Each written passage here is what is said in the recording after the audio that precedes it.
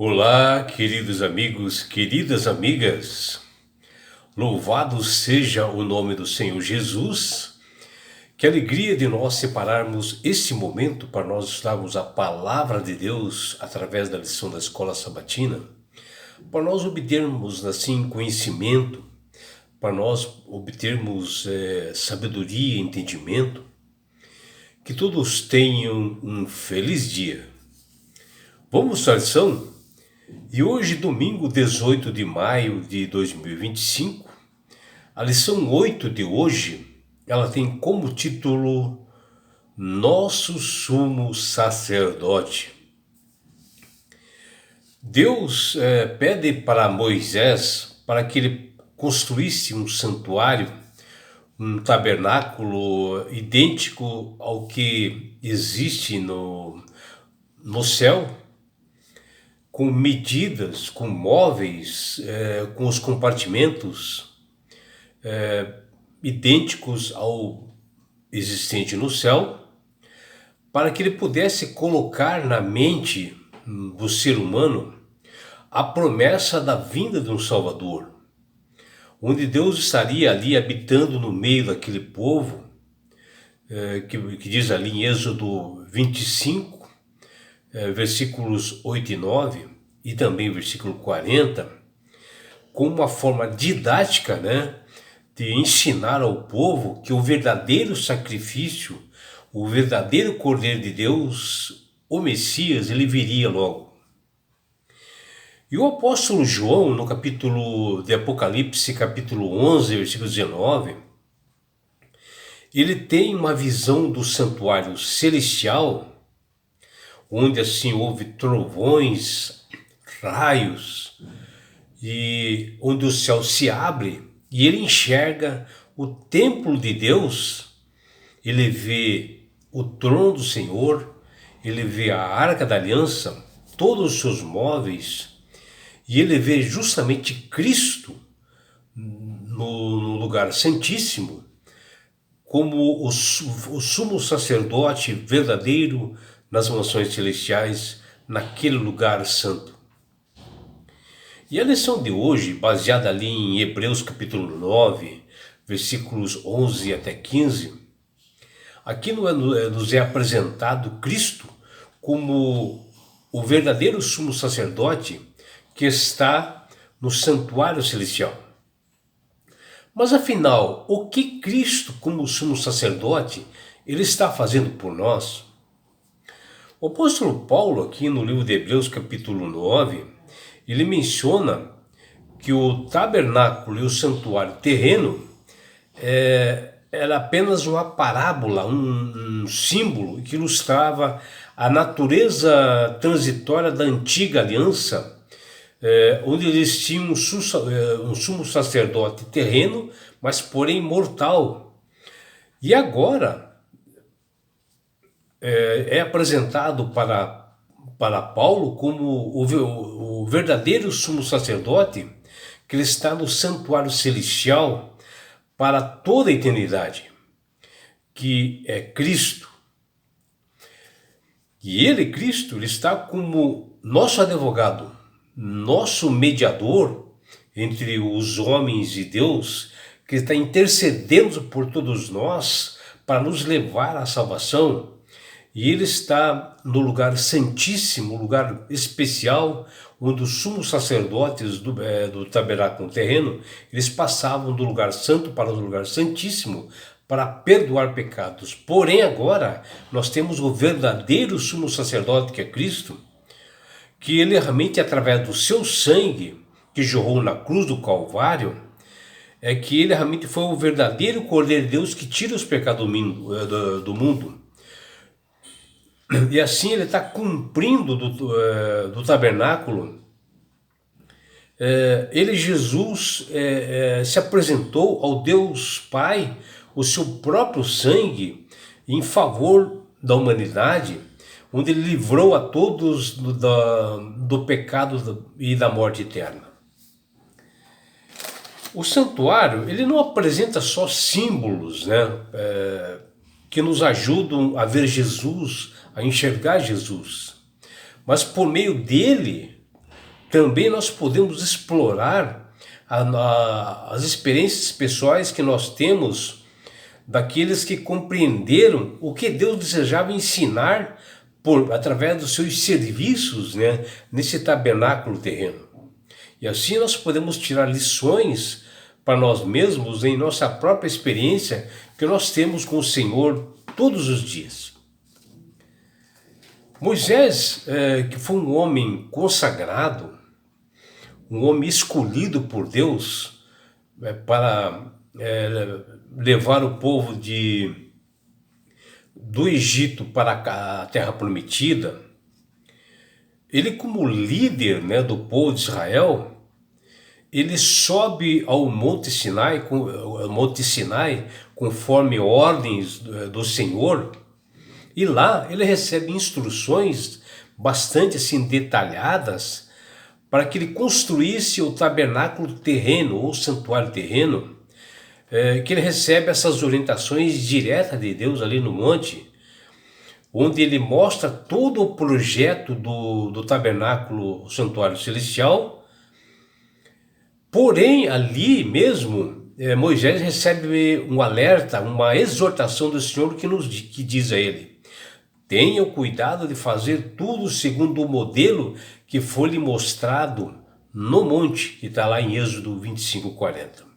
Ou seja, Moisés recebe um alerta que ele não está autorizado a fazer qualquer alterações ou mudanças do projeto que Deus havia dado para ele, e que ele deveria construir o tabernáculo terreno idêntico ao que existe no tabernáculo celestial. E assim, ele não poderia fazer o que ele bem entendesse, ele teria que fazer o projeto conforme Deus havia lhe dado a ele. O padrão de construção do tabernáculo terreno era assim de uma realidade bastante grandiosa, superior ao santuário celestial, para dar realidade realmente às pessoas que enxergassem aquele santuário. O santuário terrestre, construído conforme o projeto de Deus, o Criador do universo, revelou tanto a nossa condição assim pecadora e carente de perdão e de um Salvador, quanto a nossa necessidade de um perfeito mediador, tanto a impossibilidade do homem de prestar perfeita obediência, quanto de haver alguém que o fizesse. E nós vemos que isto realmente, esse tabernáculo terreno, ele é como uma parábola, é um ensinamento, que está lá em Hebreus 9:9, uma simbologia para um aprendizado do povo de que no céu existe realmente um santuário celestial, e lá nós temos o verdadeiro sumo sacerdote. A forma que Deus utilizou foi uma forma didática de ensinar ao seu povo que o plano de redenção já estava traçado antes da fundação do mundo, que está lá em 1 Pedro 1:20, que menciona isto. E assim era necessário, portanto, que as figuras das coisas que se acham nos céus, que diz lá em Hebreus 9:23, fossem reveladas a fim de que a humanidade compreendesse a verdadeira missão do Filho de Deus, Jesus, e a nossa como herdeiros dessa promessa de Cristo. O passo a passo da construção do tabernáculo terreno representa também a nossa jornada rumo ao céu. E existe assim um processo de como deve ser feito. Quando nós aceitamos a Cristo como Senhor e Salvador de nossas vidas e cremos em seu sacrifício expiatório na cruz do Calvário, ou seja, o altar de sacrifícios, né, como tinha ali o altar de sacrifício no tabernáculo ou santuário terreno, assim como ele deixou o exemplo para todos nós, de nós entregarmos a nossa vida em suas mãos através do santo batismo. Por isso que dentro desse santuário terreno existia a pia de purificação, que tinha desse tabernáculo, que era uma mensagem para todos nós, que nós temos que ser batizados através do poder do Espírito Santo para uma transformação da nossa vida. E a partir daí, como novas criaturas, que acreditamos realmente em Jesus e o sacerdócio real dele, que está em 1 Pedro 2,9, nós entraremos um dia no santo lugar, lá nas mansões celestiais, como pessoas transformadas e modificadas através do poder de Deus, que está lá em Hebreus 9,2. E a Bíblia nos diz: porquanto Deus não nos chamou para a impureza, e sim para a santificação, que está lá em 1 Tessalonicenses, capítulo 4, versículo 7. A fim de que, através do estudo das Sagradas Escrituras, ou seja, a mesa de pães que aparece no santuário terreno, nessa simbologia, e de uma vida assim de oração que nós devemos ter, como fosse aquele altar de incenso que também existia no santuário terreno, para que nós possamos juntos, como igreja, ser revestidas do poder do Espírito Santo e ser a luz do mundo, que é o candelabro. Por isso a importância dessa simbologia toda, como o candelabro tinha lá no santuário terreno. E essa é uma forma de nós de mostrar que nós devemos ser a luz do mundo. Viu quanta simbologia que nós aprendemos com o tabernáculo terreno? É para a nossa transformação, para o nosso conhecimento, uma forma didática que Deus encontrou para isso. O santuário terrestre prefigurava a pessoa e a obra de Jesus com bastante detalhes, até surpreendentes, desde o sacerdote e as ofertas que eram feitas lá, e todos os móveis e outros detalhes da construção fornecidas pelo próprio Deus a Moisés, e ninguém inventava nada, era tudo feito corretamente como Deus nos instruiu. Tudo apontava a respeito de Jesus, que viria um dia ser o Cordeiro de Deus, morrer por nós. Ao contrário de que muitos acreditam, que o Apocalipse não é um livro assim,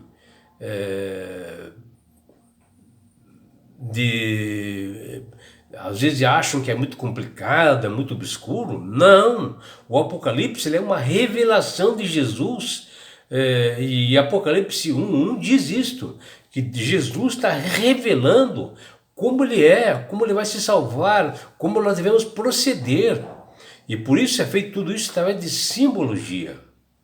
E que Deus dá essa visão ao apóstolo João, e ele, João, vê as imagens do santuário celestial, onde a própria Bíblia fornece o significado dos símbolos proféticos, a começar ali pelos 7 candeeiros, ou candelabro de ouro, que diz lá em Apocalipse 1:12, ou pelas 7 estrelas, que fala lá em Apocalipse 1:9, que significam, respectivamente, as 7 igrejas da Ásia, e os anjos são as 7 igrejas, que está em Apocalipse 1:20. Por isso que é tudo feito em simbologia, para que só as pessoas interessadas realmente no reino dos céus, pessoas comprometidas com Deus, desejem realmente saber o significado disso. E a Bíblia fala da sala do trono, que está lá em Apocalipse 4, versículo 2 até 5, que João viu o Senhor assentado e descreve como semelhante a pedras preciosas. O apóstolo João, em visão, ele adentrou o santuário celestial, e ele pode confirmar e dedicar que é muito semelhante ao santuário terreno que Deus havia pedido para construir. Ele observou na visão as 7 tochas de fogo, que está lá em Apocalipse 4:5, que ardiam. O apóstolo João, ele observou que os anjos saíram assim do santuário celeste,